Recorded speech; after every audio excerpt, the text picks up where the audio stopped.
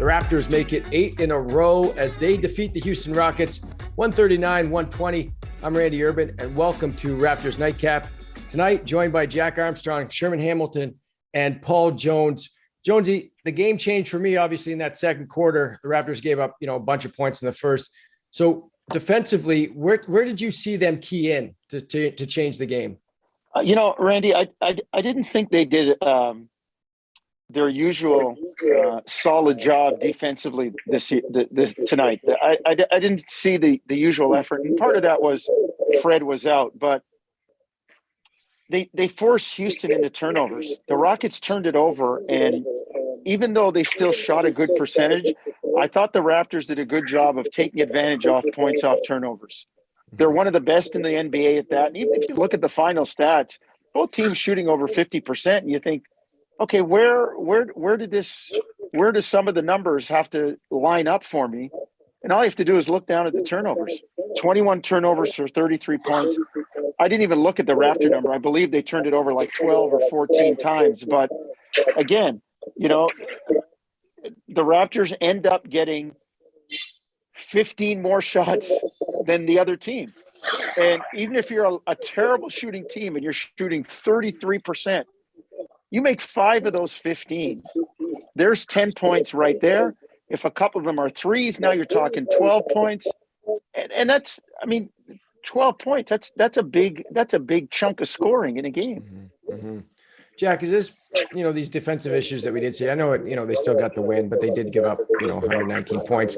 Are these part of a bigger problem? Somebody's echoing is there. I don't know why that's happening. No, it's. I don't think it is. I think when this team has needed to be dialed in defensively, they have been.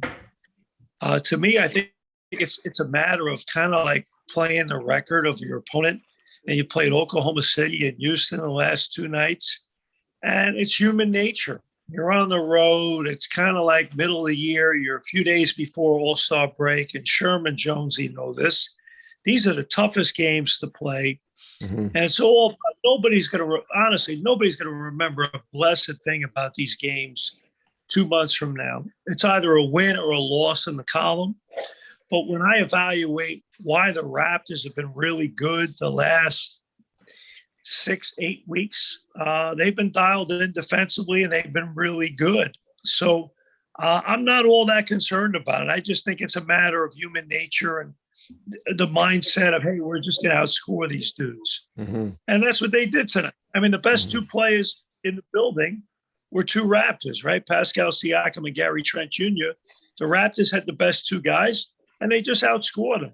And it's the NBA, and you're going to have nights like this. But you know what? You'd rather win than lose. But against a good team like Denver Saturday night, I fully expect them to be back dialed in defensively like they need to be. Mm-hmm. Sherman, Gary Trent, second career 40-point game. Just obviously outstanding from start to finish. For me, I'm really seeing him get better seemingly every single day. Are you seeing that? Well, he's been fun to watch, and understanding Gary Trent Jr. has some explosive offensive scoring. I'm seeing him do things differently every time he goes out there. You're seeing something new to his game. To your point, I'm saying, I'm seeing him do positive things. I'm seeing him have me looking at him saying, that's something new. I didn't know it was there, and I see a real balance in his approach. He's one of those scorers that they don't give you a steady dose of one thing.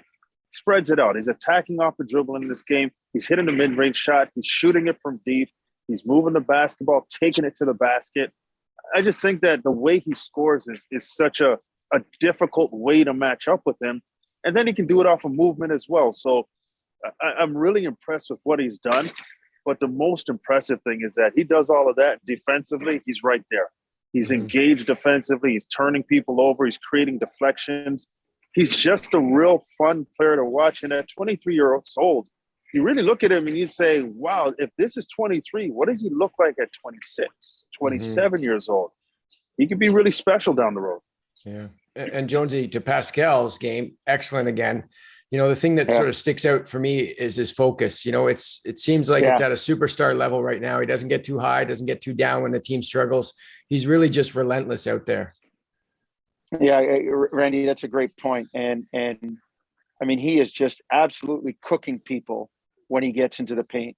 At one point in the first half, he had 22, 23 points.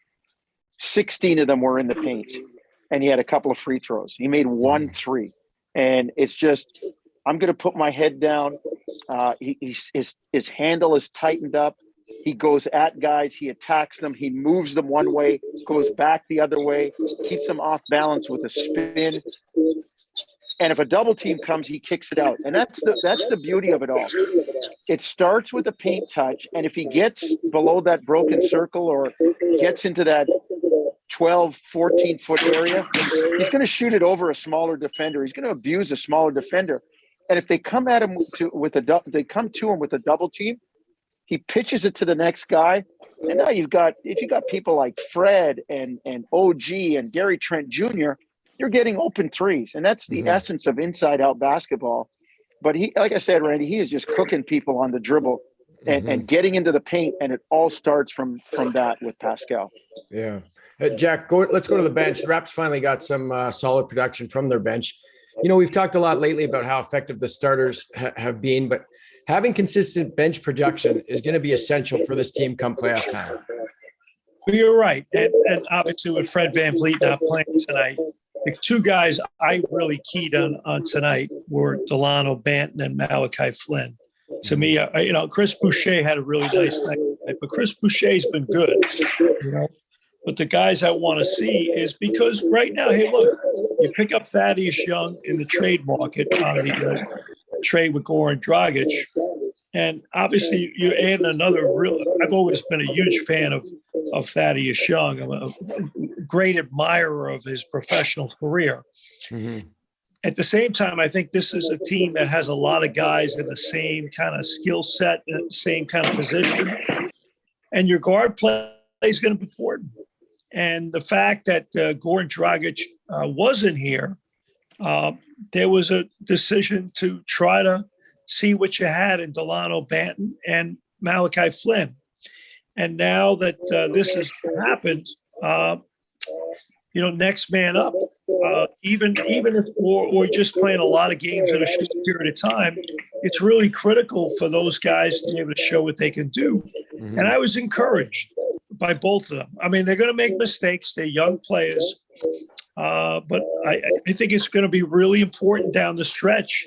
I mean, I'm thinking already of a stretch when they play, Charlotte, Atlanta, Brooklyn, 4 games in 5 nights right out of the All-Star break. And as we all know, it's not easy ramping right up and doing 42, 43 minutes a night for any guy. Mm-hmm. So, the depth is going to become important. And to me, I think those guys now with Goran Dragic's situation out of the mix, the trade situation out of the mix, and knowing what the roster is going to look like, I'm hopeful for Banton and Flynn that maybe when they do get minutes, they can be pretty solid. Mm-hmm. So, Sherman, let's talk about that trade today for the Raptors. So going to San Antonio is Goran Dragic and a protected first-round pick. The thinking is that Spurs will buy out Dragic and he'll sign with somebody else. And then coming to Toronto is 2022 second-round pick and, of course, Thaddeus Young. Just what do you make of this trade? What does he bring to the team offensively and defensively? Well, like Jack, I've really, really liked Thaddeus Young for a long time in this league. I feel like he's a professional. I feel like he's a multi-tool guy. I feel he's non-invasive, a guy who comes in and he's going to fit. He's not going to try and do too much. He's not going to step on anybody's toes. He just knows how to play, so he knows how to stay out of people's way and still be a productive piece. I like his length. I mean, he is 33 years old, but that's a veteran presence that can help guys like Precious Achiuwa, Chris Boucher, the bigs for the Raptors that are young. Precious Achiuwa, who's young, and Chris Boucher, who this season has stepped into a role very nicely and just keeping him understanding what he needs to do. But I've always thought that Thaddeus Young should have been a Raptor for a while ago, with the way that he plays. And I think the Raptors, they didn't move the needle significantly, but they did help their situation, I feel. Yeah. I feel when you get a guy like Thaddeus that he comes off your bench, he's going to add something. He's a career 50% shooter. So he's going to do something positive offensively. And I'm saying if you're getting 15 minutes from Thaddeus Young, 12, 15 minutes a game, I think he's going to produce for you. So I think it's a good move. It's an under-the-radar move. And I think it's going to help this team down the road. Yeah, Jonesy, just about that, when I think about his play, Thaddeus's play over this career, what stands out always to me is that his ability to get buckets pretty quickly. He'll come in and make an impact right away. He'll give you 8 points in like 6 minutes, right?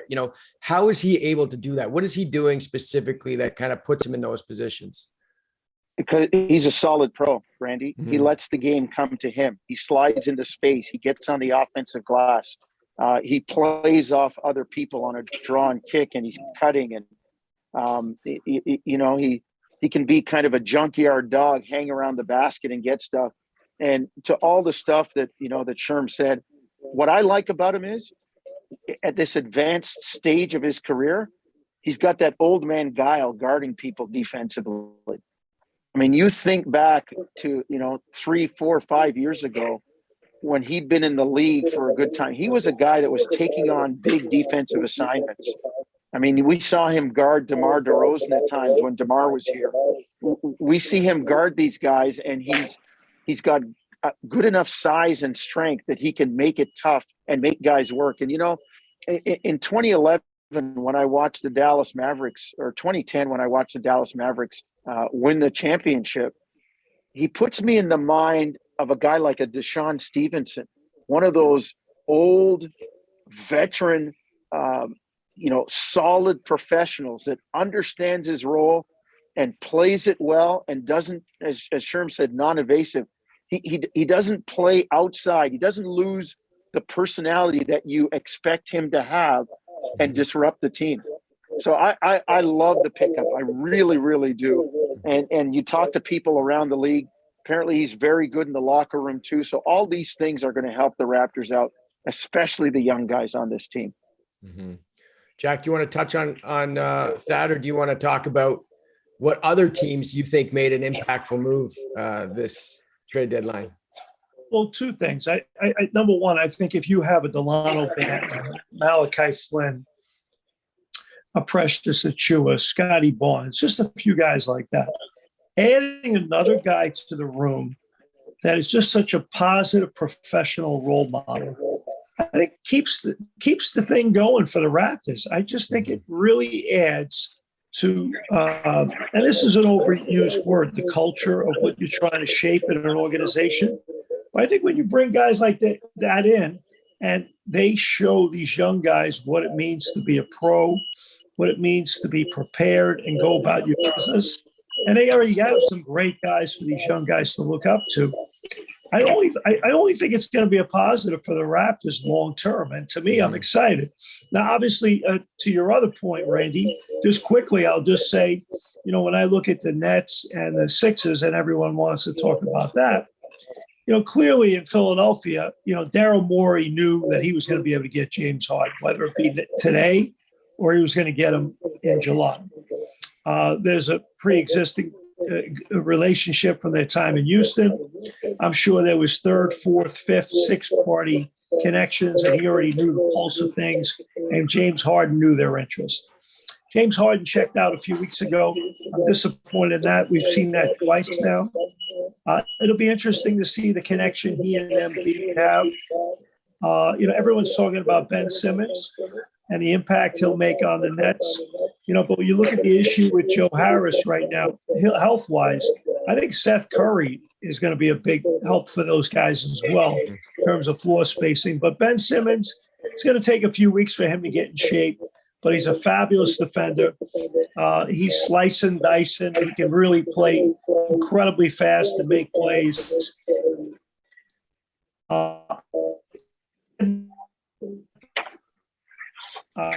Philadelphia, see how he even more for the Nets than I do the Sixers. Sure. anything significant stand out to you? Like, did the needle move any direction seriously here after these trades in the East? Well, I look at a team like Cleveland, and this didn't happen today, but, quietly getting Karis LeVert to add to that backcourt with Darius Garland, with Colin Sexton out. I mean, LeVert's a bona fide scorer. He can put the ball in the basket. He can get you something. And Cleveland, to me, has been the most pleasantly shocking team in the Eastern Conference with where they are in the standings. And they look like they're for real.